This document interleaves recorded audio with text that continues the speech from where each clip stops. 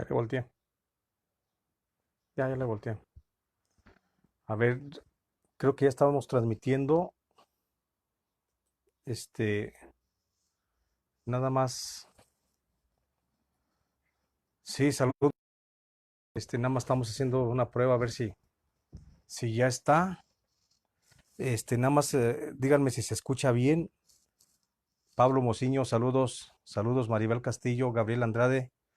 Saludos, saludos América Pelcastre, ya te vi que estás ahí conectada. Antonio Orozco, saludos maestro, doctor.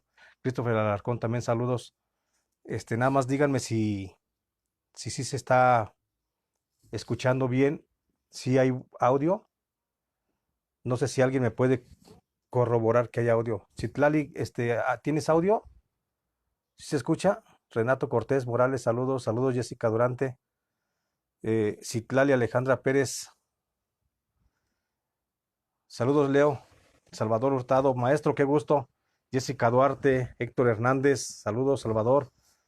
Nada más alguien que me diga si se está escuchando, si alguien se está escuchando.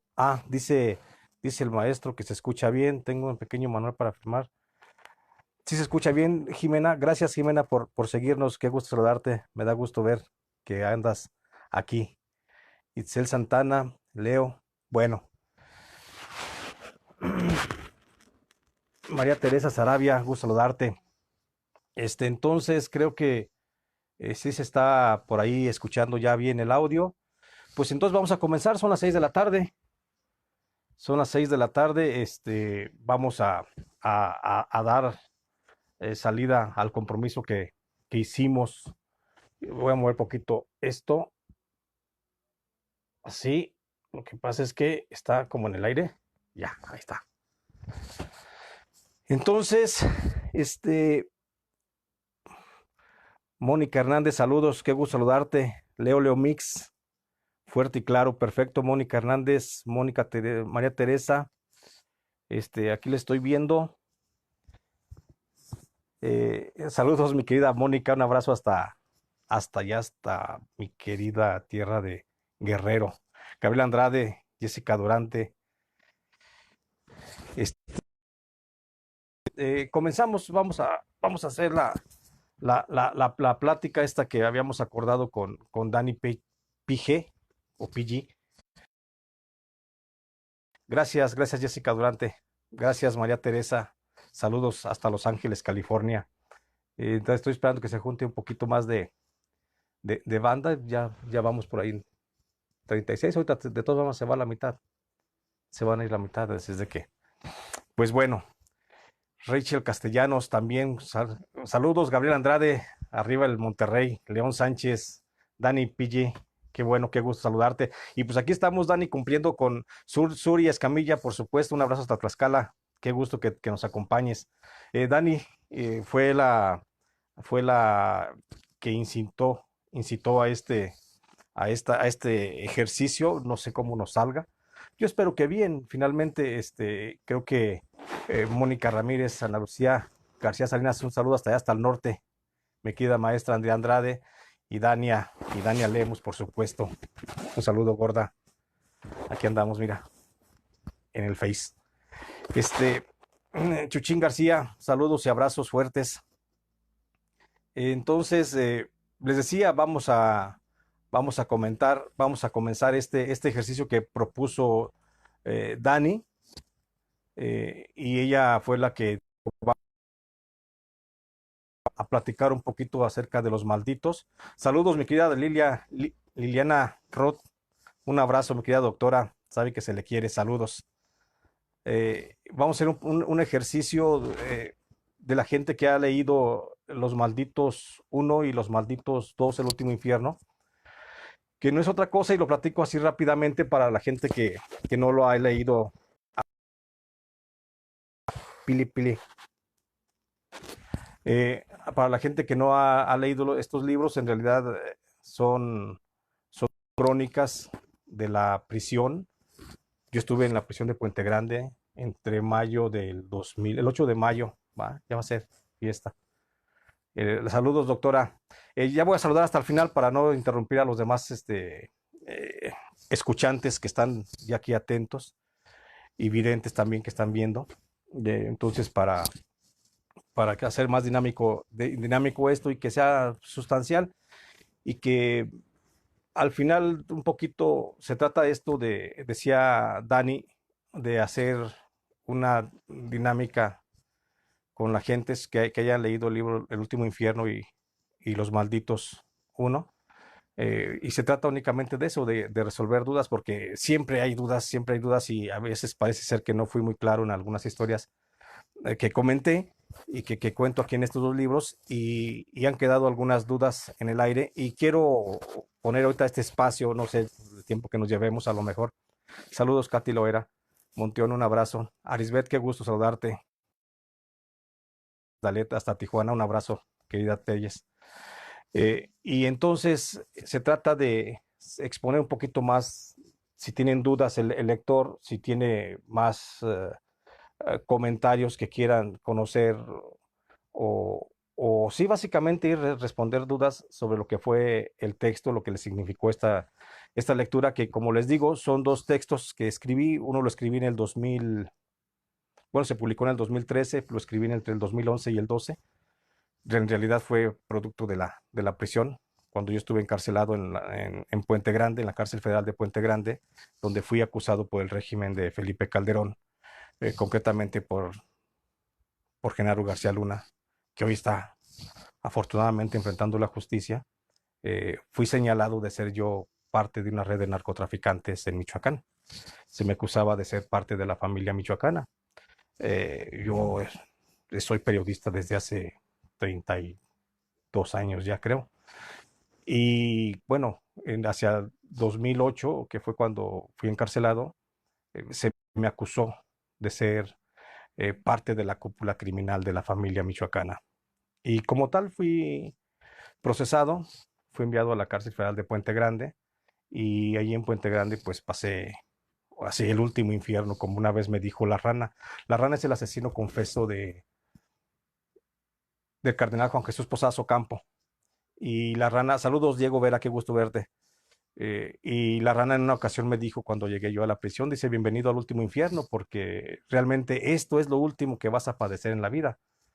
De aquí o sales vivo o sales muerto, pero ya no vas a sufrir nunca más. Y de eso estoy cierto, de esas palabras sabias de la rana, de el autor material de la muerte del cardenal Posadas Ocampo, fue el que me dijo que el último infierno era la prisión. Y por eso se llama el segundo libro, El último infierno. El último infierno lo escribí en el 2016, que fue lo que me quedó, que no alcancé a contar en el primer tomo de Los Malditos. Y es lo que hago referencia, cuento ahí las historias de cómo se da la prisión para los más reos más peligrosos mediáticamente de México.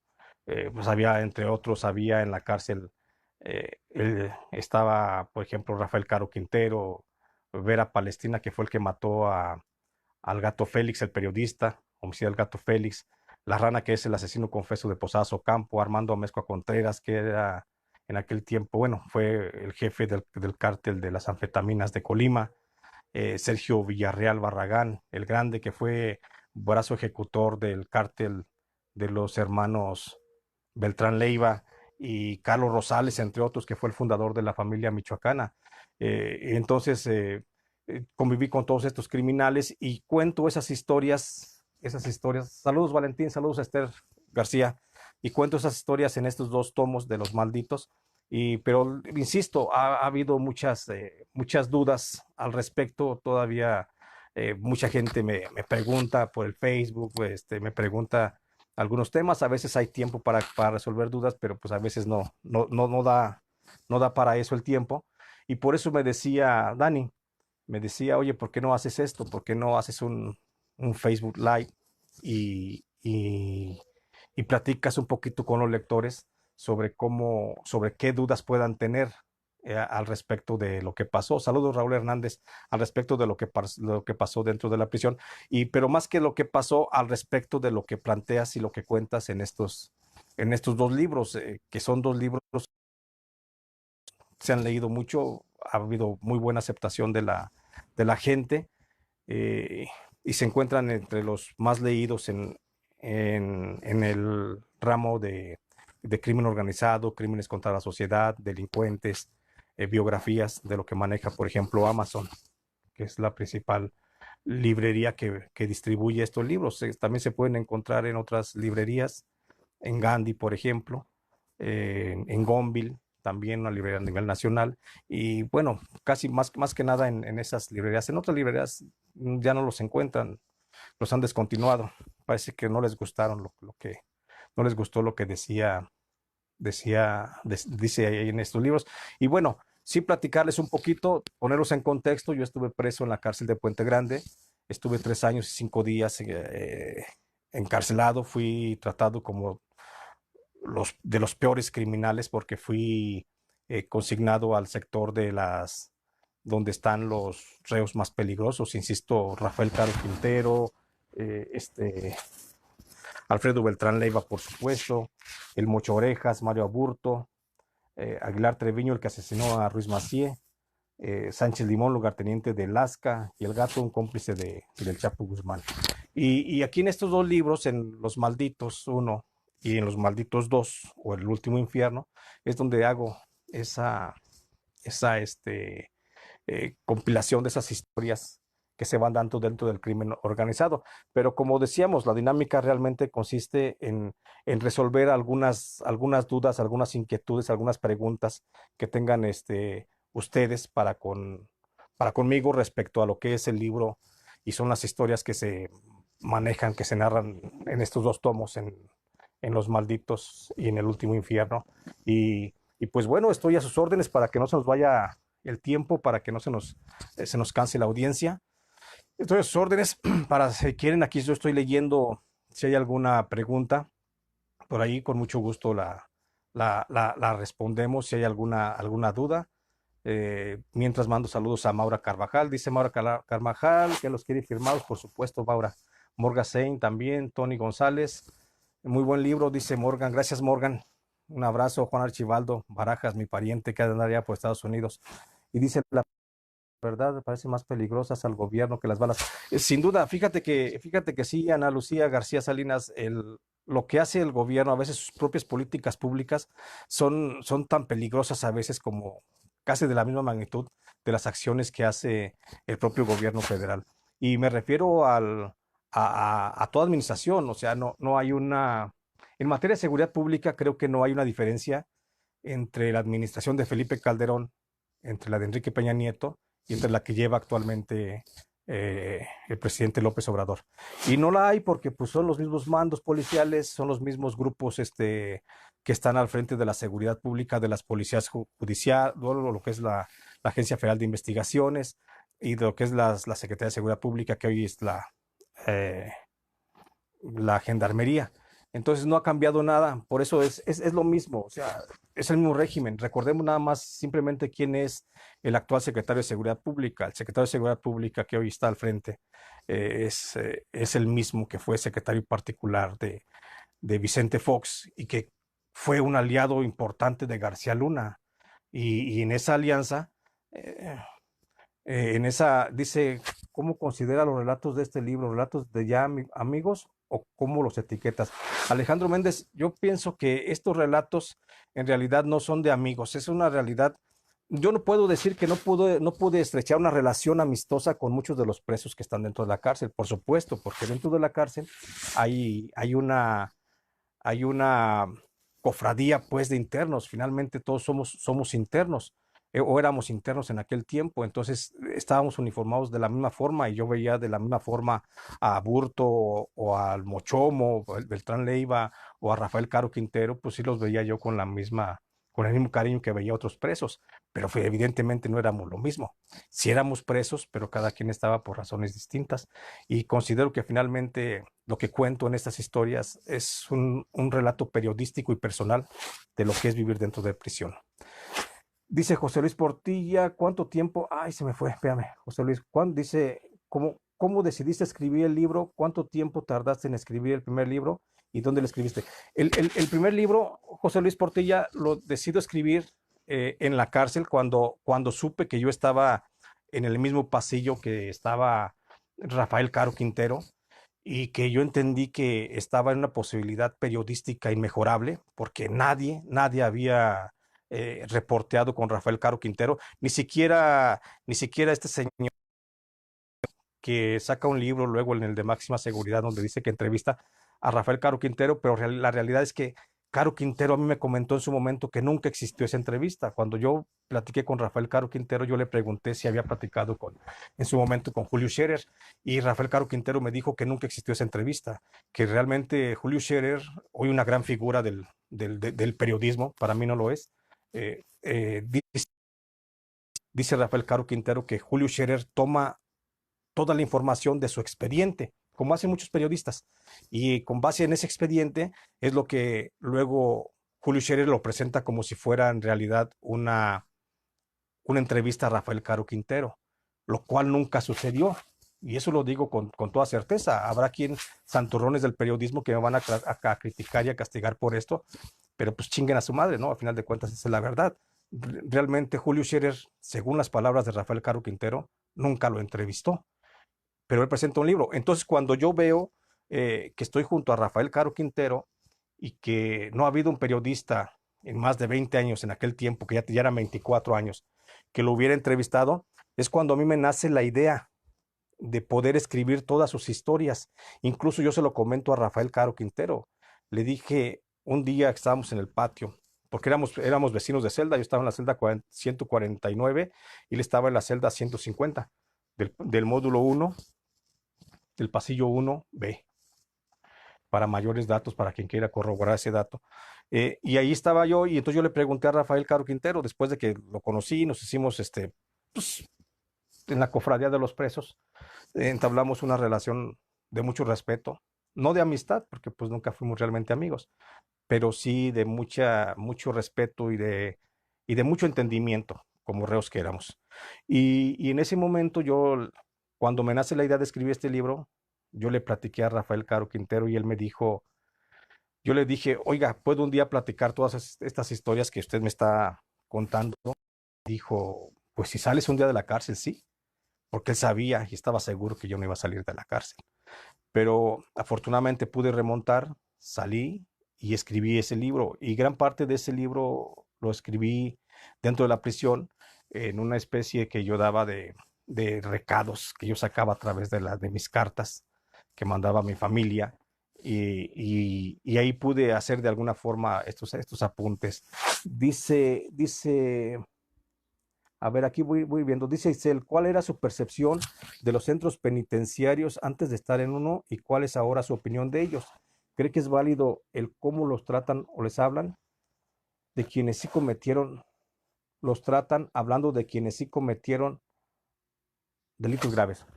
Bueno, mira, Itzel, yo antes de ir a prisión, pues para mí, igual que para el resto de la población mexicana, la cárcel era algo muy lejano, muy distante. Entonces, cuando yo llego a pisar la cárcel, pues nunca me imaginé que estaba entrando realmente al submundo, a un infierno, donde lo último que se respetaba eran los derechos de las personas. Eh, ahí, ahí yo cuando veo eso es cuando cambia automáticamente mi percepción de la cárcel, porque no era la cárcel como la conocemos actualmente. Actualmente se conoce o se tiene la idea de que las cárceles en México, igual que en el de readaptación social, o sea, para castigar al que comete un ilícito, readecuar su conducta social y entregarlo otra vez a la sociedad ya listo para la reinserción, para que vuelvas a ser parte al reglamento pues de la vida social, que sería el marco constitucional.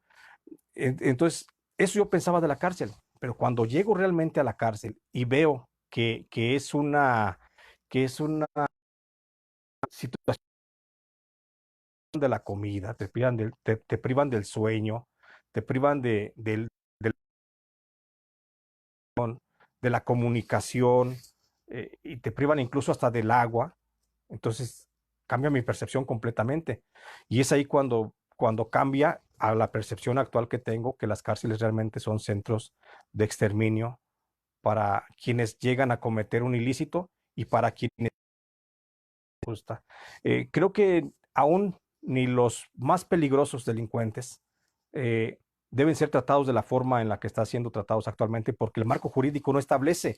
El marco jurídico en México establece una sanción punitiva que es la privación de la libertad y hasta ahí, pero no establece ningún marco jurídico, no establece que haya una suspensión de alimentos, que haya golpizas, que haya vejaciones, que haya violación a los derechos más fundamentales, y por lo tanto yo pienso que no debe ser tratado. Si el marco jurídico lo estableciera, bueno, yo diría, pues está aceptado, ¿no? Porque así lo dijo el legislador en su momento, pero no está permitido. Entonces creo que el Estado sí se pasa. El Estado hablo en general, hablo del gobierno federal, más que del Estado, su población, su geografía. Eh, el gobierno federal sí se pasa en el trato a los reos. Creo que es injusto, es inhumano. No se apega, por supuesto, al marco jurídico y por lo tanto es ilegal. Y eso lo puedo sostener en todo momento.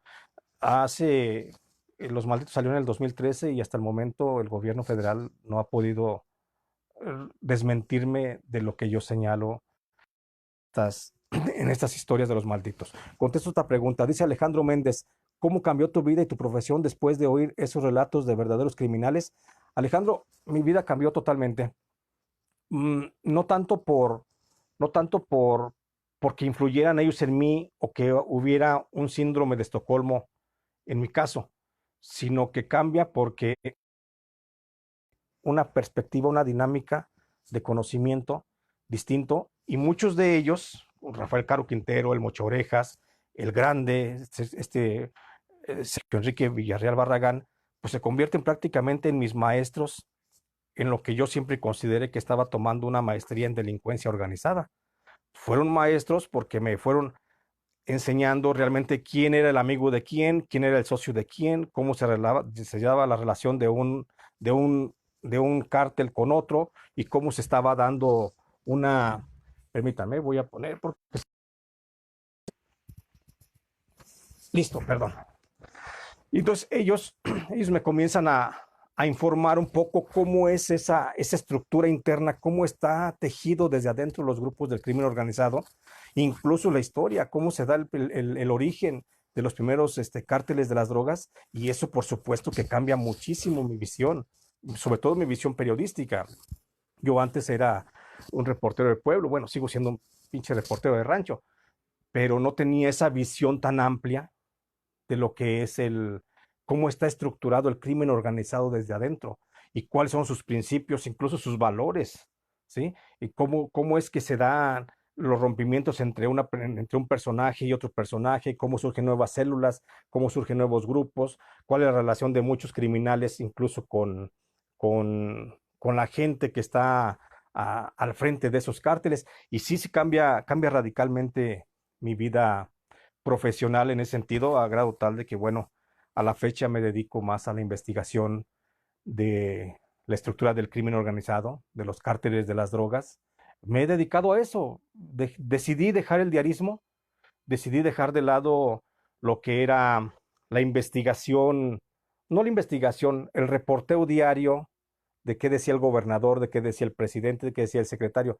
Decidí dejarlo porque creo que me fue llenando un poquito más, me llamó mucho la atención y el conocer, y a la fecha me apasiona mucho conocer cómo se dan las estructuras, cómo están las estructuras, qué es lo que fundamenta la acción criminal de muchos de esos grupos delincuenciales y sobre todo su impacto social. Pero sí se ha cambiado mucho. Contesto esta pregunta. Eh, Dice Nora Villegas, pues yo quisiera ser un pinche reportero. Bueno, Nora, un fuerte abrazo, tú eres una gran reportera. Dice Cristian Eduardo, ¿crees que AMLO tenga alguna especie de pacto con algún cártel? Sí, sin duda. Sin duda yo veo que sé, sé que las relaciones del secretario de Seguridad Pública, se me va el nombre de este cabrón, el secretario de Seguridad Pública actual, eh, tiene mucha relación con el crimen organizado. Él es el que ha abierto la posibilidad de diálogo con el cártel de Sinaloa y es lo que ha hecho para tratar de apaciguar al país. Y no nada más con el cártel de Sinaloa, hay un pacto también con el cártel Jalisco Nueva Generación. Acaba de circular ayer antier, un- una postura de Mencho Ceguera, donde dice que él gobernador de Jalisco, Alfaro, y a quien le y, y se cuadra prácticamente con la estructura de gobierno de López Obrador.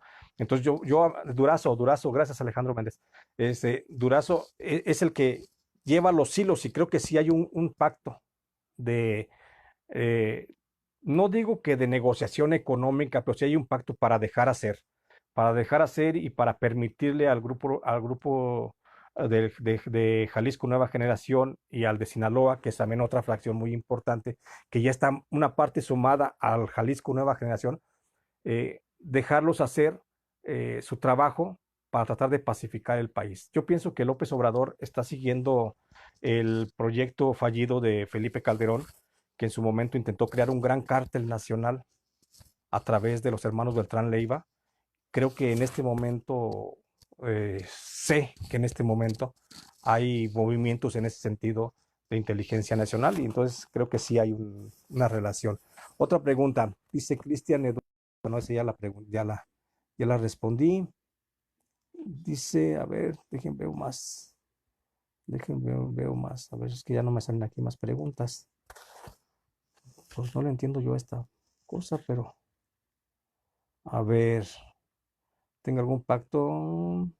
Sí, bueno, creo que esta pregunta, pero volviendo a la pregunta que me hacía José Luis Portilla de la bella zona norte de Puebla, de Chignahuapan, de la tierra de Cantinflas de Capulina.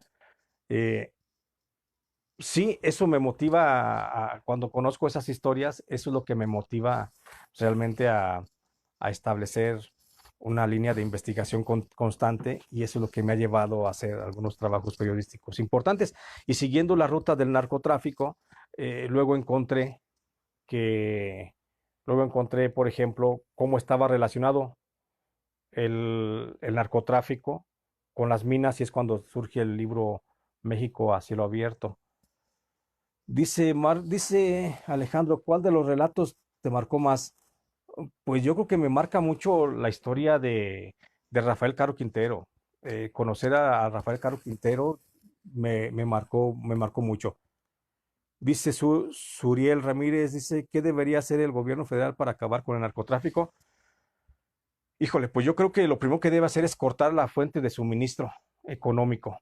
Debe de cortar, yo pienso en dos vías. Debe de evitarles el ingreso de más armas de Estados Unidos hacia México y debe de cortar el blanqueo de dinero. Creo que el gobierno federal debe trabajar más en lo que es blanquear el dinero de los cárteles para poder debilitar las estructuras criminales. Si se sigue dando ahorita como se da la persecución de los narcotraficantes y quitan a una cabeza y sube otra, pues eso nunca se va a acabar porque los cárteles son estructuras criminales empresariales. Son empresas, quitas al gerente y pues llega otro. Dice Hazael, ¿consideras a Ricardo un mártir de la política en Michoacán o una víctima más? Yo pienso que fue una víctima más de la violencia. A Ricardo Guzmán, que fue alcalde de La Piedad, él fue asesinado por un grupo de élite de la Marina y en realidad fue para tratar de levantar la votación en Michoacán en noviembre del 2011, cuando en Michoacán estaba justamente ahí contendiendo Cocoa Calderón por la gubernatura y le faltaban milésimas de punto, centésimas de punto para superar a Fausto Vallejo Figueroa y entonces vieron la oportunidad del asesinato de Ricardo Guzmán para repuntar y eso fue lo que realmente pasó. Yo considero que fue una víctima colateral nada más de la violencia en Michoacán. Dice, saludos Antonio García desde Coatzacoalcos, seguro por ahí nos vemos pronto, un gusto saludarte. Dice Alejandro Méndez, ¿qué opinas de la legalización de las drogas? Yo creo que es buena. Yo creo que la legalización de las drogas es un buen camino para poder erradicar la violencia de lo que es el narcotráfico. Mira, si tú encuentras una droga en el mercado de manera lícita, pues ya ahí cortaste de tajo muchos vicios de cómo llegó esa droga a tus manos. Y entonces, pues la consume quien quiere, como actualmente lo hacemos con el alcohol, como actualmente lo hacemos con la droga. Entonces, consume quien quiere, a nadie le ponen una pistola para que yo fumo, yo tomo, nadie me pone una chingada pistola para ir por la botella al Oxxo. Entonces, igual va a pasar si se legalizan las drogas y comenzando, por supuesto, con la marihuana para fines lúdicos. Yo creo que sería una buena medida, una buena estrategia, que sería aunada con el corte de flujo de Estados Unidos de armas y cortar el suministro o el blanqueo de dinero, mejor dicho, eh, más la legalización de las drogas. Creo que eso ayudaría mucho, mucho a combatir el problema del narcotráfico. A ver, otra pregunta más. En un curso de periodistas, dice Nora Villegas, en un curso de periodistas del norte del país, uno de ellos comentó que fue encarcelado, escribió su historia y alguna entrevista en un libro que se llama Los Malditos. Ah, sí, Nora, sí, ya. Empecé a buscarlo, encontré, me gustaría que hablaras un poco de ese estilo de periodismo. Sí, yo pienso, a lo que dice Nora es que le gusta el estilo de la crónica periodística que manejo. Me estoy acomodando, porque luego no me hay en esta pinche silla que baila tanto. Yo pienso que el periodismo debe ser más desenfadado. El periodista está obligado, Nora Villegas, a contar historias y como tal debe tomar las herramientas que existen de la redacción. Yo no coincido con el manual de Marín ni con el de Raimundo Riva Palacio y el de otras personas que por ahí ponen sus manuales de periodismo para seguirlos. Yo creo que el periodismo no debe ser tan acartonado, debe de ser más fluido, más ligero. Si el periodista siente la historia, la vive y utiliza recursos literarios para la plática de esa historia, entonces lo que estamos haciendo es que el periodista no, actualmente el modelo de periodismo es el periodista toma los hechos y los pone en la mesa del lector de manera fría. Pero la crónica creo que es al revés. El periodista toma de la mano al lector y lo lleva al lugar de los hechos con toda la calidez y candidez del hecho y entonces le hace sentir más la historia. Entonces creo que el debe de tender un poquito más hacia allá, como sucede en el periodismo europeo, el periodismo que hace, por ejemplo, el país. El país cuenta historias, el país se olvida muchas veces del chingado universo semántico del qué, cuándo, cómo, dónde y por qué, para enfocarse realmente a lo que quiere explicar. Y aquí en México no, a veces en las escuelas, que hay muchas escuelas de periodismo y de comunicación, nos enseñan que debemos de seguir la reglita del qué, cómo, por qué, para quién y quién. Entonces, bajo ese esquema, el reportero únicamente se convierte en una máquina de redactar. Y redactar es volver a poner los datos, nada más. Redactar no es escribir. Escribir es cuando te fluye la emoción, cuando utilizas herramientas literarias para contar esa historia y creo que es lo que debemos hacer. Dice Carmen Couva, conforme a lo que vivió dentro del penal, ¿qué opina de las terapias de tratamientos que llevan dentro del centro de penitenciario? Eso es una mamada, Carmen. Mira, las terapias de tratamiento que se llevan dentro de la cárcel no son funcionales simplemente. A mí me da mucho coraje porque las terapias a las que a mí me sometían a terapias de tratamiento, pero a puros madrazos. Nos sacaban en la madrugada, bueno, en mi caso, me sacaban en la madrugada, me ponían unas buenas chingas, me bañaban con una manguera de agua, con un chorro de manguera a presión, y me devolvieron otra vez a la celda. Y esa era mi terapia de reeducación. Después, al día siguiente, iba una psicóloga, sí, muy bonita, muy atenta, y me veía y me lamía las heridas, y hasta ahí. Y yo podía desahogarme un poquito, pero no tenía una finalidad de una recomposición emocional en mi persona. En realidad la terapia tenía como finalidad la de quebrantarme y la de hacerme que me jodiera dentro de la cárcel y terminara como muchos de los presos de la cárcel de Puente Grande intentando el suicidio. Es lo que pretende la cárcel. No son terapias adecuadas.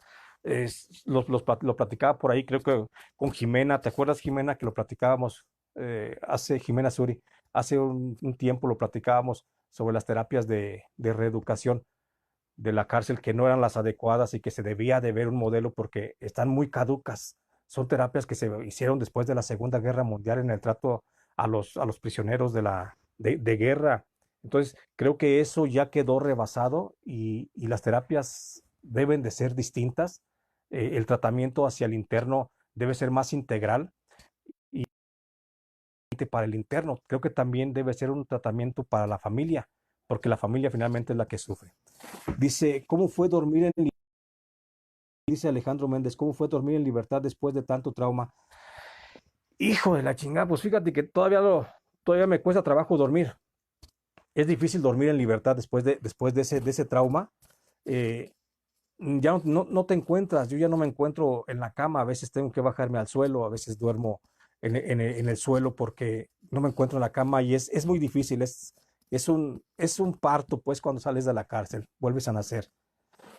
Dice Maura Carvajal, ¿alguna vez recibió alguna amenaza por la publicación de sus libros y contenido? Sí, Maura, sí he estado amenazado, sigo bajo amenaza de muerte, estoy en este momento escondido, no tanto estoy en cuarentenado, yo estoy escondido desde hace 4 o 5 años y no es por cuarentena, mi cuarentena ya va mucho más allá y ha sido por el crimen organizado y por el aparato de gobierno que me ha amenazado por lo que he publicado, sobre todo porque he develado que lo que se da dentro de la prisión, justamente hace un rato alguien me estaba provocando la cárcel y las condiciones y me señalaba de mentiroso. Pero bueno, pero sí hay sí hay amenazas en mi caso y sí ha habido mucho hostigamiento por parte del crimen organizado y de algunas otras personas. Se me perdió una pregunta. Dice, ay, es que se mueve mucho. Dice Leti Janet Campos, Jesús, mi hijo, quedó muy dañado con todo lo que vio. Es exacto, el hijo de Leti, una amiga de la Piedad que también fue encarcelado, también, por supuesto, que luego sale en libertad porque era inocente finalmente, pues es que queda uno dañado finalmente, Leti, queda uno, no vuelve a ser uno ya el mismo después de la cárcel, queda uno prácticamente loco. No, a lo mejor falta nada más un tecnicismo que determine la locura, ¿no? Pero yo conozco muchos presos que, con los que me relaciono, que estuvieron conmigo en la cárcel en Puente Grande y que salieron finalmente absueltos de lo que se les acusaba y no están completos tampoco. También les falla, también les falta un chingado tornillo. Entonces sí es muy difícil. Saludos, Samantha Sánchez, qué gusto verte. Omar Bello Pineda, ay, espérame. Omar dice, brother, ¿qué opinas de Genaro García Luna y Fecal? Bueno, Fecal es un pendejo, ¿no? Felipe Calderón es un pendejo, no me queda duda ahí. Y como pendejo se le puede excusar todo. Pero Genaro García Luna creo que sí fue el poder tras el trono, que es el verdadero responsable de la ola de violencia que todavía estamos resintiendo en el país. Genaro García Luna es el responsable. Actualmente lo está haciendo o va a ser juzgado en Estados Unidos, pero eso es pecata minuta el dinero que se robó. Lo están juzgando por ahí por algunos miles de millones de pesos, pero creo que es pecata minuta porque si le hurgan realmente a Genaro García Luna, eh, creo que encontraríamos mucho más de fondo porque tiene mucha responsabilidad en el asesinato de muchos periodistas, en el asesinato de muchos defensores de la tierra, en el asesinato de muchos defensores de los derechos humanos. Creo que Genaro García Luna eh, podría, podría ser solo la punta del iceberg de todas las respuestas que está pidiendo la sociedad mexicana. Creo que es un criminal, estoy seguro de eso. Yo les contara lo que le puso en mi expediente. No, hombre, yo era el super narcotraficante, no nada más de Michoacán, porque también yo tenía células, según el expediente, yo tenía células adheridas a mí que operaban en Jalisco y en Veracruz, y otras operaban en Oaxaca y otras en Chihuahua. Y todas estaban bajo mi mando y bajo mis órdenes. Y eso fue producto de la impunidad con la que puede operar un ministerio público. Y eso se lo debo yo a García Luna. Entonces creo que finalmente la justicia llega. Dios es muy grande. Nadie se roba nada. Y en este caso nadie se va sin pagar nada en la vida. Y creo que García Luna pues va a pagar mucho en Estados Unidos. Dice Cristian Eduardo Molina, ¿cuándo hablas de Tierra sin Dios? ¿Qué te parece si hacemos luego un live nada más para hablar de Tierra sin Dios, Cristian Eduardo? Y con mucho gusto hablamos de lo que son los grupos de autodefensa y de cómo Michoacán está tan convulsionado gracias a las pendejadas del gobernador actual y de los otros gobernadores que ha habido también, ¿no? No queda exonerado tampoco, por supuesto, los anteriores, Jarita, por ejemplo, y otra bola de cabrones. Pero sí lo platicamos con mucho gusto en otra plática y lo hacemos antes de que termine la cuarentena. Otra pregunta, dice Cristian, ¿cuándo hablas de tierra sin Dios? Bueno, ya. Dice Esther, ¿qué opinión tiene de la muerte de Moreno Valle en Puebla? Eh, sé poco al respecto, pero yo estoy seguro que fue un accidente. Eh, la teoría del complot aquí no encuentro yo muchos elementos para decir que hubo un complot o que AMLO lo mandó matar o que están muertos y se fueron a otra parte del mundo a gozar su riqueza, Rafael y su esposa eh, Marta, creo que se llama. ¿Sí? Entonces, no creo que haya habido un complot. Yo pienso que fue un producto del karma. Eran unos hijos de su chingada madre los dos. Entonces creo que únicamente pagaron lo que tenían que pagar. Sí, porque Moreno Valle también se pasó, hubo una persecución increíble en Puebla contra los periodistas, contra los defensores de derechos humanos, contra los defensores de la tierra. Moreno Valle entregó prácticamente toda la Sierra Norte del estado de Puebla a Carlos Slim, a las mineras, y despojó a cientos, a miles de pobladores, y eso fue pues muy doloroso para mucha gente, se tuvo que desplazar, y lo peor que puede ser cuando, aparte de que te quiten la vida o la libertad, es que te quiten el arraigo a tu región, que te saquen y te manden a otro lugar como un extraño en tu propia tierra. Y yo pienso que Rafael pagó, pagó lo que tenía que pagar como karma del destino. Sí pienso que fue un accidente. Eh, el gobernador Barbosa pues, es un pendejo también, o sea, que le puedes pedir, no le puedes pedir peras al olmo, ¿no? Pero es muy pendejo el gobernador, así como para poder explicar más a detalle la muerte, y se ha hecho bolas con unos pinches tornillos desgastados que no ha podido explicar. Entonces eh, creo que sí es producto nada más de sus propios hechos. Dice Hazael Ayala, ¿qué cualidades tiene un líder de Lampa a diferencia de un líder del bien? Creo que el líder del Lampa y líder del bien. La única diferencia que hay, yo le veo las mismas cualidades. Son el líder, por ejemplo, como Rafael Caro Quintero, o como el Mochomo, que eran líderes de grupo, o como Armando Amezcua Contreras, que eran líderes de cárteles, apasionaban con la palabra. Eh, tenían una dinámica, una retórica, un pensamiento tan claro, tan preciso sobre lo que querían, que lo iban eh, plasmando así como en pedacitos y lo iban entregando y el escucha lo iba escuchando. Entonces, creo que el don de la oratoria es uno de los principales cualidades en un líder. Lo vemos, por ejemplo, en Andrés Manuel López Obrador, es un increíble líder. López Obrador es un orador increíble. Entonces, creo que las cualidades que tiene López Obrador como un líder del bien son similares a las que tiene un líder como Rafael Caro Quintero. O sea, no estriba ninguna diferencia entre ser un líder del bien y entre ser un líder del mal. La única diferencia es que gente como López Obrador, pienso, sí tiene noción de lo que es el bien. Y un líder del mal, como tú lo llamas, Hazael, no tiene esa diferencia de lo que es el bien y lo que es el mal. Creo que eso radica en algo psicológico. Yo no soy psicólogo, pero creo que por ahí puede andar. Pero son muy similares, ¿eh? Son muy similares los liderazgos. Yo no veo ninguna diferencia más que esa, que el líder del mal no sabe diferenciar entre el bien y el mal, y el líder del bien diferencia perfectamente entre el bien y el mal, pero, pero son las mismas características, o sea, su personalidad, su tacto con la persona, el trato humano, el carisma que refleja, sobre todo la palabra, cómo la vierten y en qué momento preciso la sabe invertir. Otra pregunta dice, um, dice Omar Bello, brother, lo que cuentas del tísico me recordó cuando me detuve en el municipio de La Unión y vi su... El tísico es Carlos Rosales, el fundador de la familia michoacana, y sí coincido contigo, me quedo Omar, y sé que Omar Bello Pineda es un periodista, para los que no saben, es un periodista desplazado de Guerrero, actualmente está desplazado en alguna parte del país, vive bajo por la protección del mecanismo de protección de periodistas, y y él fue detenido también en su momento por el tísico. Lo hemos platicado en muchas ocasiones con Omar Bello Pineda.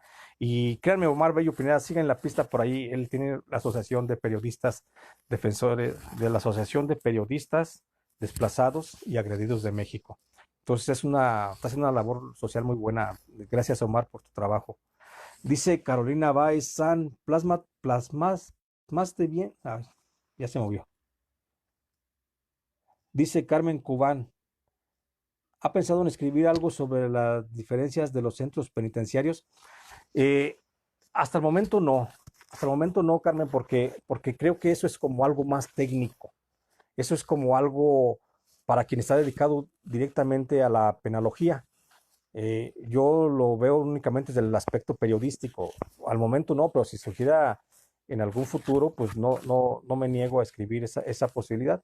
Pero hasta el momento no he pensado en escribir nada sobre diferencias técnicas de una cárcel a otra o cómo funcionan los FRESOS, las cárceles federales, con relación a las cárceles estatales, que también sería muy interesante porque hay muchas fallas en los dos, en los dos sistemas y sería muy interesante verlo, pero creo que ahí se necesita más bien la visión más técnica de un criminólogo o de un psicólogo en criminología, alguien más especializado, no la de un simple periodista. La de un simple periodista, insisto, su función es contar historias, es fincar los hechos, plantear la hipótesis y contar la historia a partir de ahí. Pero, pero creo que para hablar sobre el tema es necesario más una gente más capacitada en ello. Dice Neftalí Guevara, se habla de muchos narcotraficantes en los medios y al Mayo Zambada ni siquiera lo mencionan. ¿Qué opinión, amigo, de este narcotraficante?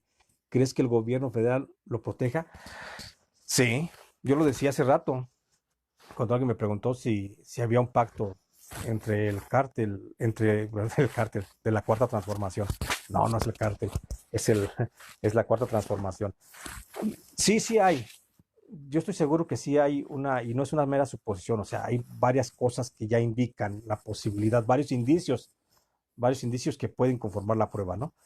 Pero sí, sí hay una relación estrecha del Mayo Zambada. Acuérdense que hay dos delincuentes, dos narcotraficantes muy discretos, que es el Mayo Zambada y ay, también es el cártel de Sinaloa. No me acuerdo. Es el Mayo Zambada. Ahorita me acuerdo del otro. Pero son dos narcotraficantes que están protegidos desde la administración de Felipe Calderón, cuando García Luna hizo pacto con ellos. Eh, entonces, los han protegido, son los narcotraficantes muy discretos y siguen trabajando, pero sí, sí hay una protección hacia... Ah, es Ismael Zambada y el otro es Moreno. Bueno, ahorita me voy a acordar. Esos son los pinches problemas ya de la edad y del whisky.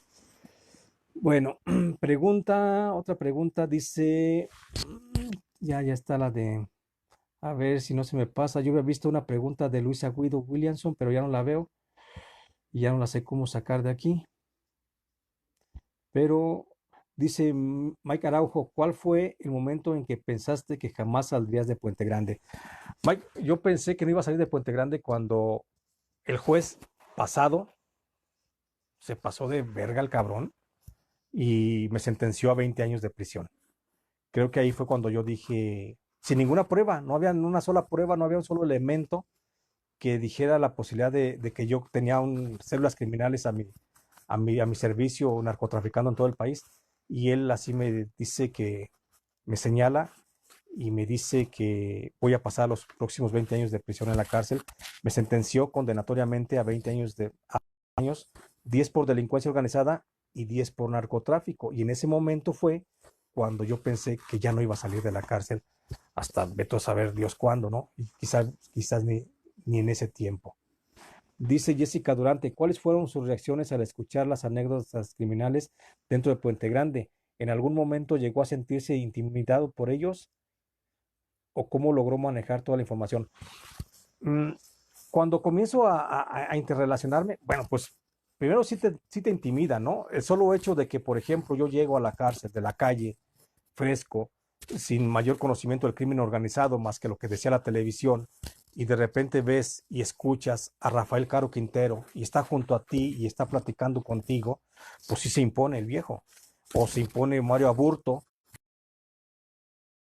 Chomo, que llegas a tener contacto así y lo ves, o al grande, pues son personalidades finalmente que se impactan, se intimidaban, por supuesto, y eso obligaba a un trato muy especial, muy cuidadoso con alfileres, en las preguntas, o sea, como dirigirse al presidente de la República, en pocas palabras. Sí, con mucho cuidado. Yo a veces veo las mañaneras y veo a los periodistas que le preguntan al presidente. Hay muchos muy pendejos, pero hay algunos muy claros, pero sí señalan muy puntualmente las cosas que quiere decir y con alfileres al presidente. Y eso a mí me pasaba en la cárcel. Tenía que hablar con alfileres, con muchos presos. Sí me intimidaban, por supuesto. Y yo llegué a manejar esa información que ellos tenían, porque había mucha información que no se podía ni siquiera pensar en manejarla, pero, pero sí la llegaba yo a pensar y a manejarla como con mucho cuidado, que es lo que hago en el libro de los malditos. Dice Taina Díaz, dice, saludos querido amigo, te mando un abrazo, ¿qué piensas de que en la serie de Narcos prácticamente cuenten parte de tu libro? ¿Esto es circunstancial? Taina, qué bueno que lo comentas. Mira, la serie de esa de los narcos de Netflix, pues es un robo en despoblado. Es un robo en despoblado. Se fusilaron gran parte de los malditos. Y, pero pues, ¿qué haces, no? ¿Qué haces? Se aprovecharon, eh, pensaron que ahí estaba el texto y que no tenía derechos de propiedad, yo creo. Y pues me lo robaron vilmente gran parte en la del Narcos, en lo del Chapo Guzmán también, por supuesto que hubo por ahí un robo muy cabrón, muy descarado, sin siquiera avisarme. Yo nunca iba a pedir regalías de eso, ni mucho menos. Nunca iba a decirles, no, al contrario, qué bueno que se fijen. Pero simplemente que me hubieran dicho, oye, ¿puedo tomar esto? Pues tómalo, pues es una información pública finalmente. Igual pasa en Narcos. O sea, si alguien me hubiera dicho, o si me hubiera dicho, oye, voy a tomar esta historia, pues órale, adelante. Pero no, nadie se tomó nadie me dio ese detalle. Y sí, yo considero que sí me robaron tanto en el Chapo como en la de Narcos. Sí es un robo lo que hizo Netflix, pero lo que se trata es de contar la historia, de contar la historia y que llegue bien a la gente y que la gente esté informada. Creo que lo de menos es un título, un crédito. No, yo creo que, pues si me hubieran dicho, oye, te puedo tomar esto, hubiera sido más bonito. Pero qué bueno que se platica, ¿no? Pero sí considero que es un robo lo que hicieron. Dice Nora Villegas, ¿puedes hablar un poco sobre cómo te trataban los malditos y sobre tu mote de report? Ah, sí, no, es que ahí Nora, los malditos, bueno, en la cárcel a los malditos les decían a todos los que estábamos en ese sector de los reos más peligrosos. Déjenme tomar un traguito de agua.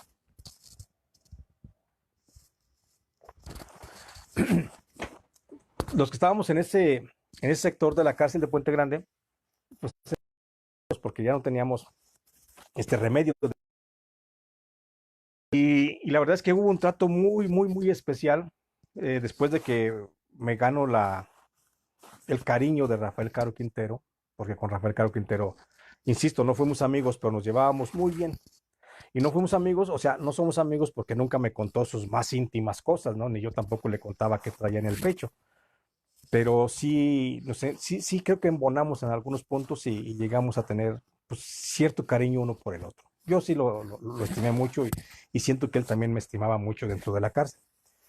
Eh, y ahí el solo hecho de tener esa relación con Rafael Caro Quintero, ahí me lleva a un estadio pues, de superioridad dentro de la cárcel, porque Rafael Caro Quintero era don Rafa Caro Quintero dentro de la prisión y se le respetaba y se le quería porque era una persona muy afable, de buen trato, o sea, no andaba con chingaderas. Y entonces, ese hecho de cuando Rafael Caro Quintero me puso el mote de report, o reportero seguramente, pues a mí me hacía valer mucho en todo ese pasillo de la cárcel donde estábamos, porque yo era de los cercanos a Rafael Caro Quintero en ese momento, y porque nadie me podía hacer nada, porque Rafael decía, hey, no se metan con Chuyito, él es un hombre bueno, eso lo dijo en una ocasión, se me quedó muy grabado, se lo agradezco yo mucho a él. concepto de un hombre bueno, no sé cuál sea su concepto de hombre bueno, pero él me tenía en ese concepto y a mí me ayudó mucho y eso hizo que muchas gentes, muchos de los que estábamos ahí presos, muchos de los presos me vieran con mucho respeto, me vieran con mucho cariño, me comenzaban a querer y aparte porque les gustaba, porque pues yo ni musculoso soy, ni soy bueno para las trompadas y en la cárcel pues había que estar dispuesto a todo eso y a mí lo que me salvaba era pues que contaba chistes y la risa siempre desarma todo, ¿no? Entonces eso creo que me ayudó mucho y eso me ayudaba. Nunca llegué a ser el bufón de nadie, pienso, pero sí llegué a contar chistes, a platicar historias, a contar anécdotas, y eso creo que a mí me ayudaba mucho dentro de la cárcel y me gané el cariño de muchos de los presos. Dice María Teresa Sarabia, ¿vas a alcanzar a hablar sobre las cartas de amor que ayudabas a escribir a los criminales? Yo espero que sí, porque también parte de eso, de que yo era mm, pues dentro de la cárcel, la mayoría de los que estaban presos dentro de ese sector, pues lo máximo que había cursado era primaria, secundaria a lo mejor, muchos eran analfabetas. Entonces a mí me daban a veces la encomienda. Sabían que me gustaba la poesía. Me gusta escribir poesía desde antes de ir a la cárcel, me gusta escribir poesía. Y entonces a veces yo me aventaba mis poesías, mis poemas dentro de la celda con mi amigo Narváez, que no me dejará mentir y que seguramente por ahí me ha de estar viendo, mi querido Narváez, con quien compartía también celda. Y entonces muchos sabían que a mí me gustaba eso y yo aprovechaba esa coyunturita y a veces les ofrecía, oye, ¿por qué no le mandas una? Me decían, es que mi esposa, mi hija, mi novia, mi mamá va a mándale una poesía. Y entonces a mí me encargaban a eso. Y yo me encargaba de escribir cartas dentro de la cárcel. Me gustaba, me tendía y escribía con el mismo amor como si fuera la amada mía. Entonces comenzaba yo a escribir mis textos y mis poemas y se los entregaba a los presos y los presos los mandaban firmados por ellos. No, pues era otra cosa y así fue como me comencé a ganar mucho el cariño de muchos presos. Dice Laura Castañeda, eso siempre caes bien. Eso bueno, gracias Laura, yo sé que no me salvo por lo guapo, sino por lo chistoso, ¿no? Pero te lo agradezco mucho. Joaquín Rodríguez, gracias Joaquín. Dice otra pregunta, dice, ¿algún día te gustaría ocupar un cargo de administración pública? No, no, yo nunca sería un funcionario público. He tenido oportunidad de trabajar para gobiernos estatales eh, y últimamente se me presentó una oportunidad para trabajar en la administración federal, pero la verdad es que no soy yo para estar sentado en un escritorio. Me desesperaría mucho por no poder ayudar. Lo mío es contar historias. Yo soy un juglar. Soy un juglar que me gusta recorrer y caminar y encontrar una historia que contar y llego más adelante y la cuento y hago un verso y hago una poesía o hago un reportaje o me pongo a escribir una historia para un libro. Pero no, no, nunca llegaría yo a ser un funcionario público porque no está en mí, a lo mejor no lo llevo en la sangre. Eh, Me gustaría servir de otra forma a la gente y la única forma que veo para servirle a la gente es contarles la realidad de lo que pasa. Otra pregunta, dice Carolina Baez San, plasmaste increíble la historia que viviste, hace sentir que uno está ahí y jamás me aburro de leerte. Una y otra vez me abriste los ojos y empatía a una población que casi siempre se ve invisible. Pues muchas gracias, Carolina. Qué bueno que te gusta.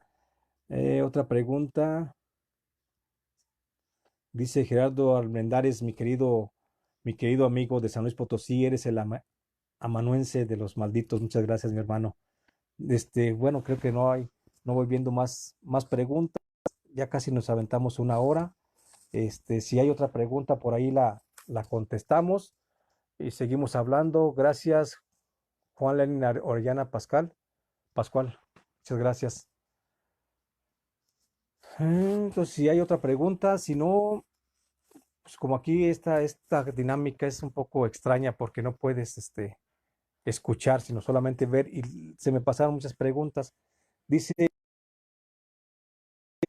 dice, de todos los criminales que conoció en el Centro de Reinserción Federal, ¿hubo alguno a quien le tuvo miedo? Sí, sí, al asesino del gato Félix, al asesino del periodista el gato Félix, Vera Palestina. preso precisamente por el asesinato del Gato Félix del Z de Tijuana. Y ese cabrón sí le tenía miedo, a ese sí le sacaba la vuelta, él tampoco me podía ver, no le gustaba verme cerca de él y rehuía y muchas veces me mandó decir que me retirara o me mataba y la verdad es que sí me dio miedo y sí, sí le tuve mucho miedo dentro de prisión a este señor. Dice Samantha Sánchez, ¿qué le espera a Lemus tras mantenerse resguardado durante mucho tiempo? Pues mira, Samantha, lo primero que me espera, yo espero seguir escribiendo textos, seguir escribiendo libros, salgo por ahí, escribo, investigo y estoy preparando un texto. Próximamente voy a sacar un texto, ya se los comentaré, pero lo que me espera, yo espero en Dios mucho, seguir escribiendo. Y eso es lo que yo quiero, seguir escribiendo, seguir haciendo mi periodismo en libros, un poquito en medios. Actualmente estoy trabajando para un periódico que se llama si pueden, síganlo, muy bueno, creo que está repuntando. Se llama Ángel Metropolitano. Búsquenlo por ahí en las redes y por ahí estoy actualmente escribiendo. Ahí cada, es el periódico es bisemanario, entonces en cada edición estoy colaborando. Si pueden, métanse por ahí.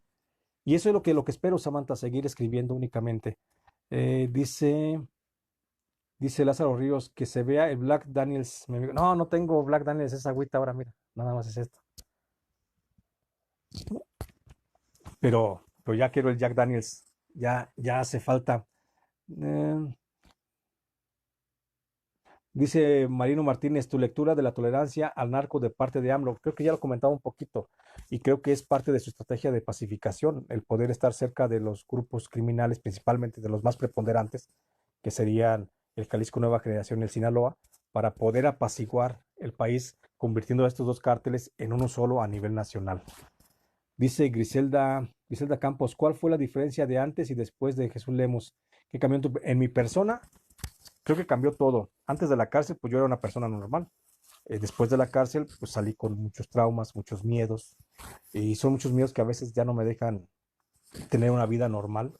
Pero también hubo un despertar de la conciencia. Creo que el encierro me ayudó mucho para tener una mente más despierta y más receptiva a la injusticia. Creo que me ayudó como a detectar dónde están los principales problemas y qué es lo que se tiene que denunciar. Yo pienso que eso me ayudó mucho. Dice Marco Antonio Aviña, déjalo mirar Lourdes, así es de pinche y de yo de todos modos lo quiero muy chingo. No sé por qué estás encabronado, pinche gordo, pero pues igual me da lo mismo. Marco Antonio Aviña, no sé qué, no sé cuál es tu pedo, Marco Antonio, pero bueno, yo te mando un abrazo y un saludo. Y como dijo López Obrador, abrazos y no balazos. Saludos, mi querido licenciado Emilio. Mike dice, oportunidad de cobrártelas con Juan Manuel Oliva Ramírez, ¿lo harías? Híjole, ya no. Cuando salí de la cárcel sí lo hubiera partido su madre, donde lo hubiera visto, donde lo hubiera encontrado. Juan Manuel Oliva Ramírez es el gobernador de Guanajuato, el que me encarceló justamente. Entonces, ya no creo que el tiempo lo cura todo, lo sana todo y me siento tranquilo. No odio y eso me ha ayudado mucho. Yo odiaba y tenía una pinche gastritis que me estaba matando. Entonces creo que me he curado mucho, me he sanado mucho de ese odio que tenía contra Felipe Calderón, contra Oliva Ramírez, contra otros funcionarios del gobierno de La Piedad. Creo que no, creo que el Dios o el destino o la vida, como ustedes quieran llamarle, nos ha puesto a cada uno en su lugar. Y no, que les vaya bien por donde quiera que anden y que no nos crucemos en la vida nunca más. No tengo ningún resentimiento hacia él ahora ya. En su momento sí lo tuve, ahora no tengo ningún problema. Dice, dice Marco Antonio, ¿cuál pedo, cabrón? Un abrazo. Pues igual, Marco. Maura Carvajal dice, ¿a qué personaje de narcopolítica de cualquier época le gustaría entrevistar? Hacer así como entrevista, pues sin duda al jefe de jefes de narcotraficantes, que sería Pablo Escobar Gaviria. Es el padre de los narcotraficantes en México. Entonces, a mí me hubiera gustado conocer su visión, su postura. Este, sin duda para mí es el personaje dentro del narcotráfico que más admiro históricamente. O sea, no lo admiro por lo que haya hecho, sino por su trayectoria histórica. Dice, saludos Luz Margarita González. Laura dice, así se habla, que no se te vuelvan a cruzar eso. Laura, ya sabes, luego nos vamos a echar unos alcoholes para platicar sobre el tema. ¿Quién más? Bueno, dejamos otra entrevista, pero a ver, tenemos 43 todavía. Eh, Dice Leti Janet Campos que qué fue del comandante que me entregó. Yo por salud emocional decidí no seguirle la pista nunca más al comandante que me detuvo y me entregó de manera injusta, que me secuestró prácticamente, me torturó. A lo que supe después, con el tiempo, supe que estaba encarcelado, supe que está preso en una cárcel en Guanajuato precisamente y que está acusado de narcotráfico, de servir al cártel de los Zetas. Eso es lo que sé. Dice Alex Marroquín, ¿cuál fue tu mayor miedo dentro de Puente Grande? Yo creo que el mayor miedo dentro de Puente Grande fue quedarme loco, perder la cordura. Yo creo que ese es el mayor miedo que puede tener una persona, más que perder la vida, porque sabes que te mueres y se acaba todo, más que hacer víctima de otro tipo de cosas, no sé, la que se te imagine. Creo que el mayor miedo que yo tuve dentro de la prisión fue quedar loco y no poder volver a hilvanar una idea para poder escribir. Uno de mis miedos era no poder escribir en la máquina de escribir cuando saliera.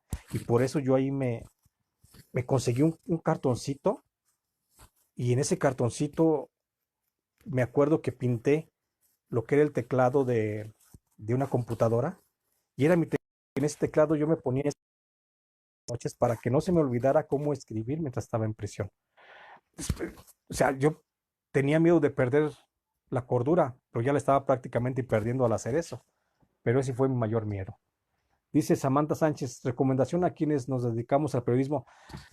La principal recomendación, Samantha, yo creo que nada, no hay una nota que valga la vida. Así. Por muy importante, por muy interesante, porque te puedas ganar el premio nacional o internacional de periodismo, no hay nada que valga la vida y la libertad. Si pones en riesgo tu vida y la libertad y estás poniendo, por supuesto, la de tu familia, creo que no estás haciendo bien el trabajo por la seguridad del periodista es parte precisamente de su propia seguridad. Lo estamos viendo ahora con los médicos que están enfrentando el problema del coronavirus. Lo estamos viendo que ellos son los primeros que deben de resguardar su seguridad y las de sus familias para poder enfrentar el problema. Y es el caso muy similar al de los periodistas. Para que un periodista pueda hacer un mejor trabajo debe tener una mayor seguridad y no hay una nota, una información que valga la vida. Esa es mi recomendación.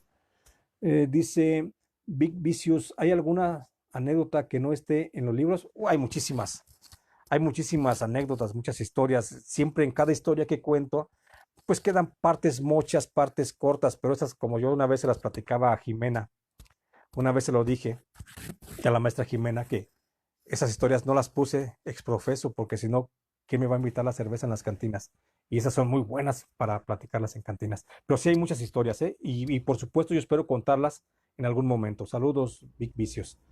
Dice Cris Mendoza, ¿qué fue lo mejor que te pasó dentro de Puente Grande? Por extraño que parezca.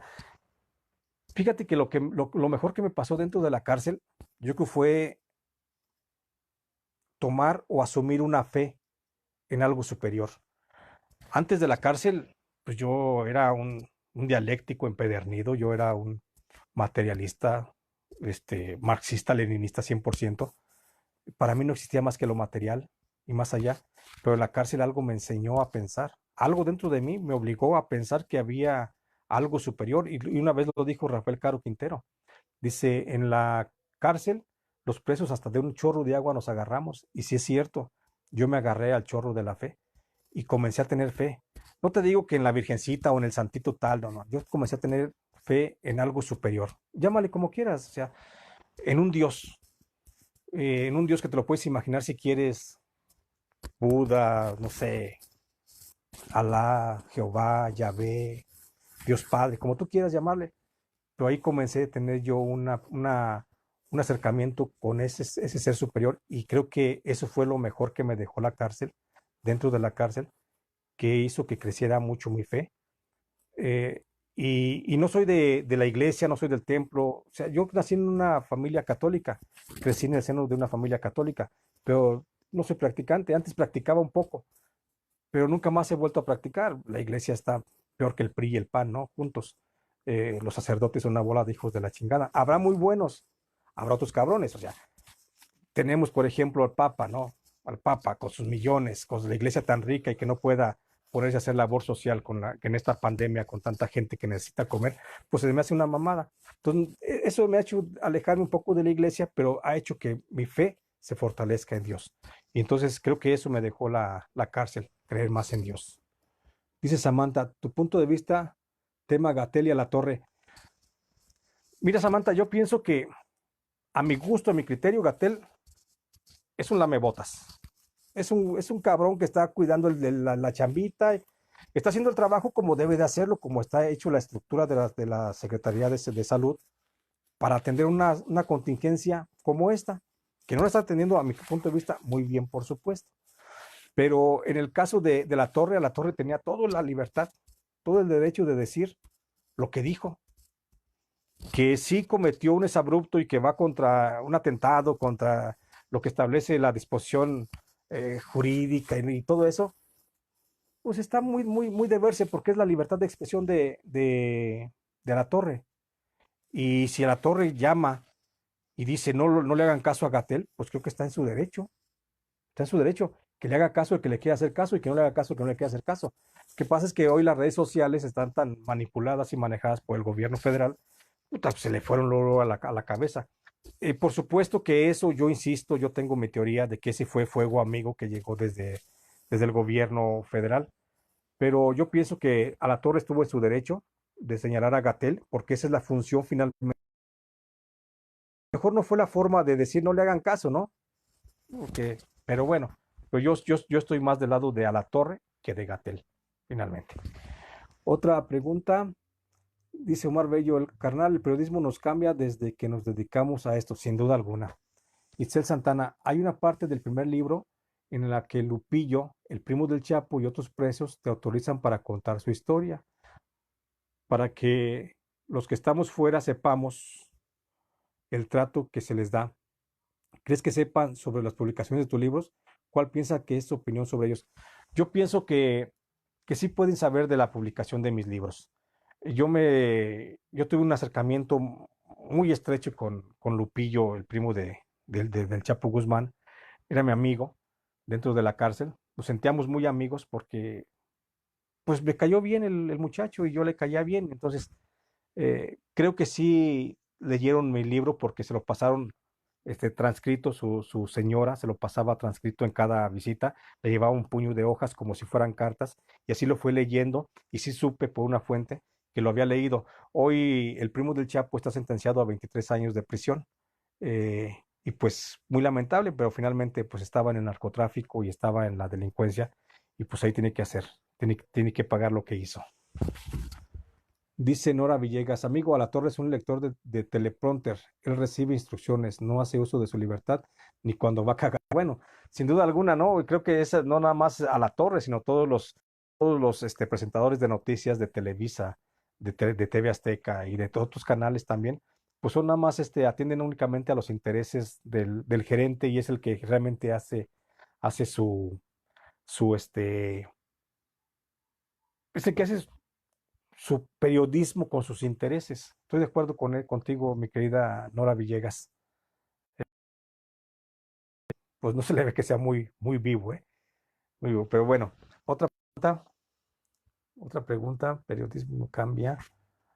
A ver, nadie más, nadie más.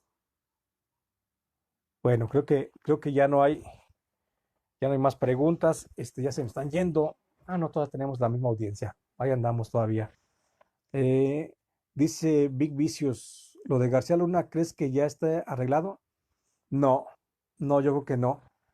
García Luna quiere arreglar seguramente, hasta donde sé, pero no está arreglado y tan así que no está arreglado que todavía está en juego el a ver cuántos años se echa en la cárcel, porque mínimo, mínimo se va a aventar 10 años en la cárcel, lo van a encontrar culpable de todo lo que hizo y eso nada más allá. A mí lo que me extraña es que en México el gobierno federal de la Cuarta Transformación todavía ni siquiera habrá una investigación para proceso penal contra García Luna, aun cuando esté allá, y solicitarlo en extradición una vez que termine precisamente de cumplir su condena allá. Entonces eso es lo que a mí me extraña, pero creo que todavía no está amarrado lo de García Luna. Dice Ana Lucía, me perdí, pero me gustaría saber qué personaje del mundo criminal, vivo o muerto, no de gobierno, bueno, también del gobierno, te gustaría entrevistar. Ah, no, ya les decía, maestra, les decía que me hubiera gustado entrevistar al difunto eh, narco colombiano Pablo Emilio Escobar Gaviria. Ese sería para mí así como lo más chido en mi vida. Dice Dani, mi mamá pregunta que si después de esto para usted es más fácil identificar a un psicópata. Pues fíjate que no sé si sea eso de poder identificar. Bueno, finalmente la cárcel no nos da superpoderes, ¿no? Pero sí llegas a conocer conductas y comportamientos de las personas. Y creo, Dani, que la comunicación no verbal que mantienen los presos, y sobre todo los criminales, los altamente potencialmente criminales, y que fueron multihomicidas y tenían en su haber 60, 70, 200 muertes, sí es fácil identificar una persona de ese tipo. La pura comunicación no verbal creo que sí se me daría la posibilidad de poder ir viendo. Te digo, no así como un radar, ¿no? De detectar, este cabrón sí, este cabrón no. No, pero creo que la formación, te digo, yo tengo una formación en ciencias de la comunicación y ahí conocí un poco lo que es la comunicación no verbal y eso ya cuando yo la vi en la cárcel con los presos, pues me retroalimentó mucho y pude ver cuáles son sus comportamientos y si es más fácil de identificar. Carolina, gracias Ana Lucía. Dice, ¿qué fue lo primero que hizo al salir libre? Pues al salir libre lo primero que hice fue comerme una hamburguesa y una Coca-Cola, que ese era mi sueño dorado dentro de la prisión. Y lo cumplí. Y por supuesto los tacos de cabeza que luego siguieron. Eso fue lo primero que hice. Hamburguesa, Coca-Cola y luego tacos de cabeza. Dice Carolina Vaz, ¿sigue teniendo contacto con algunos de los reos o algunos ya han sido liberados? Sigo teniendo contacto con algunos, eh, sí, con muchas personas dentro de la cárcel y por supuesto con los que ya están libres, pues también tengo mucho contacto con muchos de ellos, pero sí sigo teniendo contacto. Para fines periodísticos, no para delinquir tampoco. Dice Raúl Ferreira, ¿qué opinas de los hijos del Mayo que están presos en Estados Unidos? Te refieres seguramente al Vicentillo, al Vicentillo. Bueno, creo que el Vicentillo tiene un tacto y está preso, pero es un decir el que está preso, porque no es que esté dentro de la prisión. El Vicentillo está protegido, es un testigo protegido de la DEA. Está libre como está libre el Grande, y entonces tienen un trato preferencial de la DEA, del gobierno de Estados Unidos, y eso los mantiene en otra posición. Ellos precisamente no hay que perder de vista al Vicentillo, no hay que perder de vista al Grande, porque ellos van a ser testigos importantes en el juicio de Genaro García Luna.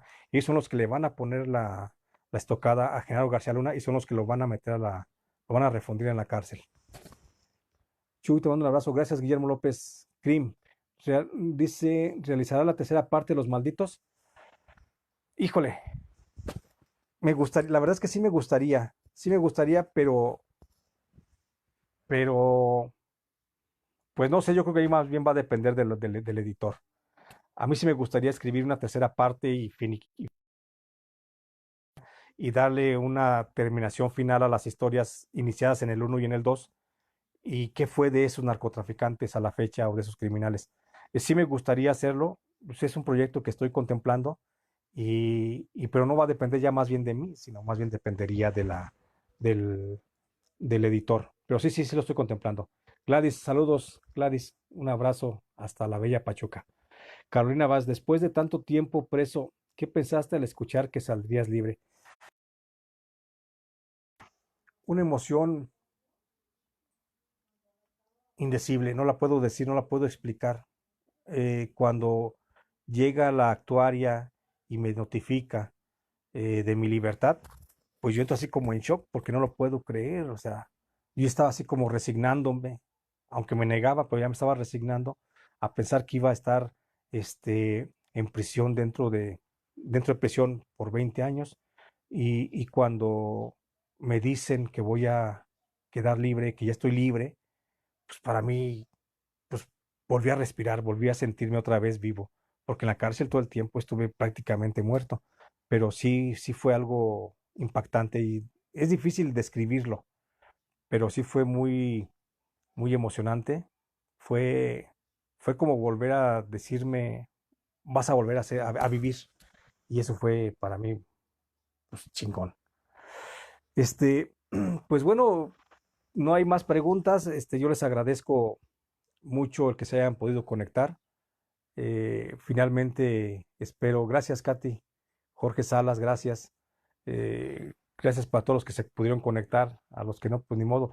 Una última pregunta, dice Carmen, ¿cuáles fueron, dice Jessica Durante, cuáles fueron las pruebas que determinaron su libertad? Es que nunca hubo pruebas. Lo único que dictó mi libertad fue que una magistrada en el Tribunal de Alzada reconoció que no existía una sola prueba que incriminara, que una sola prueba que dijera que yo era del narcotraficante. Entonces, yo no presenté ninguna prueba, porque no tenía ninguna prueba, porque en ningún momento se me acusó, o sea, me dijeron que yo era el narcotraficante más cabrón de Michoacán y que era el jefe de la tuta y toda esa onda, pero en ningún momento aportó el Ministerio Público algo que yo pudiera combatir o atacar. Y entonces todo el proceso estuve en eso, exigiendo una prueba, exigiendo que me dijeran algo, pero nunca presentaron nada. Entonces cuando viene la sentencia, el juez dice, el juez de primera instancia dice, sí es responsable de los delitos y se le condena a tantos años, a 10 por delincuencia y 10 por fomento. Pero nunca hubo una prueba. Entonces yo tampoco presenté nunca ninguna prueba. Y al no presentar esa prueba, eh,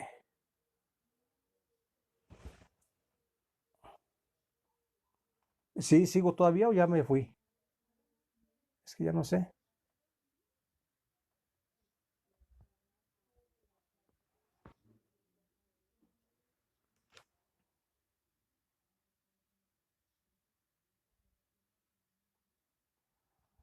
A ver, es que ya no sé qué pasó aquí.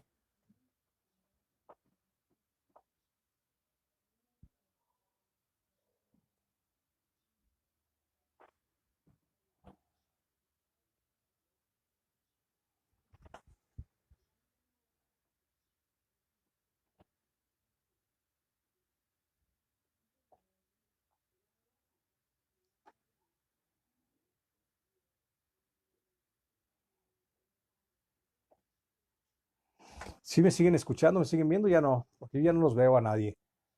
Ya no sé qué. Ah, sí, sí, sí, ya.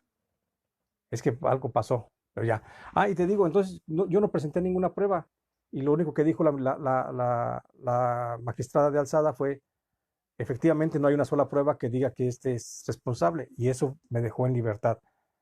Sí, eso fue lo que me dejó, al final de cuentas, en libertad. Ok, perfecto. Sí, gracias, Dani, pero es que de repente me perdí, ya no supe qué estaba pasando. Ya. Ya, pues perfecto. Entonces, eso fue lo que pasó. Otra pregunta, alguien más. Sí, vi otra pregunta, pero se me pasó ya por estar viendo en esto. Bueno, es lo bueno que todavía estoy vivo. Sí, gracias. Samantha, gracias, sí. Perfecto. Sí, sí, carnal, ya te vi, ya vi. Lo que pasa es que tuve acá un problema técnico. Ah, técnico con el pinche celular feo, ¿verdad? Pues sí, pero bueno. ¿Alguna otra pregunta? Si no, ya para irnos, porque ya se está acabando el whisky. Perfecto, Mike Araujo. Pues yo me seguiría platicando si usted no tiene ningún problema, pero yo no tengo nada que hacer. Dice Jorge Sala, excelente las dos, los malditos. Creo que tiene una perspectiva muy buena de lo que es el sistema penitenciario mexicano. Gracias, Jorge Salas. Un abrazo, mi querido licenciado Emilio de Guadarrama, Carmen Cuba. Un abrazo. Dice Alex Marroquín, pregunta, después de tu experiencia en Puente Grande, ¿cambió tu forma de ver a México? Por supuesto que sí, cambió radicalmente, ya los platicaba hace rato. Comencé a ver como, pues, como, comencé como a poner más atención en las injusticias hacia la gente. Y eso como periodista a mí me ha dado un gran campo de trabajo. A veces como periodistas somos muy huevones, muy cabrones, y nos dedicamos únicamente a aplaudir. Y entonces no me gustó a mí esa dinámica y salí de la cárcel y comencé como efectiva. Dice, ¿vicios hay algún grupo de delincuencia en Puente Grande? Creo que no hay, ¿eh? O sea, dentro de Puente Grande no, yo no ubico ningún grupo de delincuencia organizada o que trafique, no sé, drogas. En el tiempo que yo estuve ahí, Yo lo más que vi fue que algo de poder tenía era el grande cuando estuvo preso, Sergio Enrique Villarreal, pero fuera de ahí ni siquiera Rafael Caro Quintero tenía poder para controlar a al sistema penitenciario. No, no, no. Ya estás, Neftalí, vamos por otro pomo. Jorge Salas, ¿qué opinas del sistema penitenciario mexicano? Pues es una mamada, la verdad es que es una, necesita mucha readecuación, necesita mucho, un refundamiento, creo que desde la estructura de las propias cárceles, ¿eh? Desde la estructura de las cárceles creo que necesita un replanteamiento el sistema penitenciario, porque muchas veces hablamos de cambiar el sistema penitenciario, pero vemos las cárceles y tenemos cárceles en algunos estados que están operando desde la Revolución Mexicana, cárceles que fueron cuarteles de guerra. Y entonces, eh, dice, bueno, ahorita me recuerdas, Víctor Gutiérrez, ojalá no le muevan ahí para contestar tu pregunta. El sistema penitenciario mexicano se debe refundar desde la construcción de nuevas cárceles. Las cárceles que están operando actualmente en México son infuncionales. Y son infuncionales desde la construcción de los espacios, desde que son verdaderas, lo decía yo, centros de exterminio porque te obligan, están estructurados de forma tal que te obligan a un pensamiento gris, opaco, que se te vaya el solo color de las paredes sin bordes, puras esquinas, ángulos rectos. O sea, toda esa estructura de concreto, metal eh, y cercas de alambrada, creo que se debe de replantear. No creo que pueda ser eso funcional. Más allá de lo que es las conductas de tratamiento y las terapias a las que son sometidos los presos, pero sí debe de haber un replanteamiento desde ahí. Creo que el sistema penitenciario, insisto, es caduco y en México están operando cárceles como la de Puente Grande, que es una copia de la de Abu Ghraib en, en Irán, en Irak, que ya fue desmantelada y, perdón, no, que está en proceso de desmantelarse, o como la de Guantánamo, que está siendo también cerrada, pero son cárceles que no son funcionales a la condición actual de respeto a los derechos humanos. Entonces creo que el sistema penitenciario por ahí está muy mal. Otra pregunta. Dice, amigo, muchas gracias por tu tiempo, amables respuestas. Saludos de Mora. Saludos, Alex Marroquín. Yo pongo el otro pomo. Dice Víctor Gutiérrez, Javier Cárdenas del Río 12 tenía la misma línea de investigación que usted. Ah, Javier Cárdenas Valdés de Río 12. Sí, creo que, fíjate que Javier, pues me dispensó también con su amistad un tiempo. Nos conocimos cuando yo publiqué el libro Los Malditos y luego nos frecuentábamos, hablábamos por teléfono sobre todo y coincidimos en algunos lugares. Pero sí, Javier Valdés traía mucho la dinámica esta del periodismo, del periodismo de investigación sobre narcotráfico y tenía fuentes muy claras, muy concretas y muy chingonas dentro de lo que es el narcotráfico. Se me hace que su muerte fue una de las peores ofensas que ha tenido el periodismo. Claro, todos los periodistas valen igual, pero a lo mejor Javier Valdés eh, creo que pudo haber aportado más con su trabajo. Dice José Antonio de puta, Josecito, si te platicara, pues, ¿cómo te puedes imaginar, no? O sea, todo madreado, todo golpeado y que sepas que no tienes, no entiendes ni qué está pasando, que no entiendes por qué razón estás dentro de la cárcel y que a eso te saquen a las 2 3 de la mañana y te pongan unos putazos y te madren y te bañen con un chorro de agua a presión y que no sepas ni qué, pues ya sabrás, o sea, es una noche, es comenzar a vivir el infierno, la primera noche en Puente Grande, sí fue de lo más duro que me ha tocado vivir. Bueno, pues cumplimos 1 hora y media, gracias a los que aguantaron por la plática, gracias Ceci, gracias Oscar Salas, gracias Luis Ventura, gracias Norma Cardoso, eh, gracias a todos los que estuvieron aquí presentes, gracias Carmen Couva, gracias Carolina Vaz, eh, saludos, mi querido Salas Martínez, Oscar. Saludos desde la bella Jicotepec, por supuesto. Un abrazo hasta allá, hasta arriba, hasta la Sierra Norte.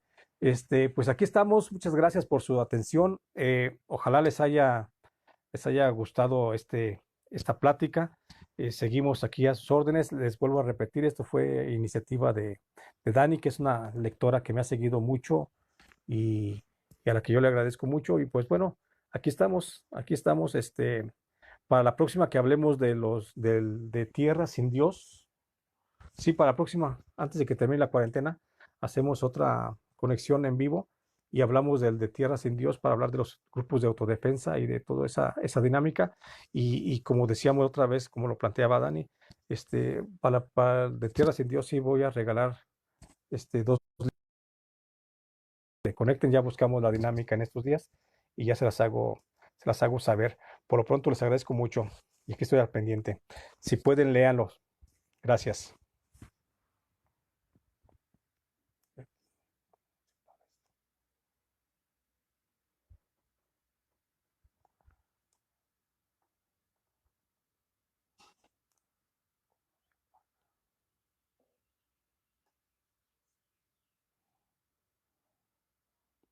Ahora, ¿cómo le pago esto? Saludos, Itlali. Ah, saludos a tu papá. Judy, saludos, Judy. Saludos, Maru Guzmán, Samantha. Saludos desde la zona sur, por supuesto, Samantha. Con mucho gusto nos vamos a ver pronto por allá. Te mando un abrazo. Jorge Salas, gracias. Un abrazo. Desde Ojuelos, saludos, Jorge. Norma Cardoso, un aplauso, saludos, gracias. Carolina, gracias. Dani, Verónica Tafoya, gracias. Marino, un abrazo. Pues ya nomás. A ver, aquí está.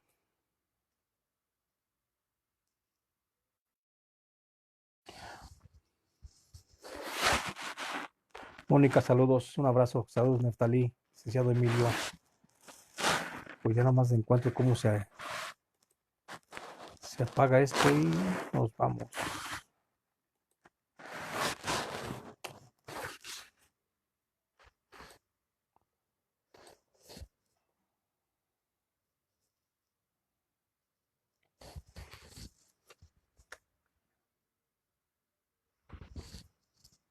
Es que no sé cómo se apaga esto. A ver, ¿dónde le apago?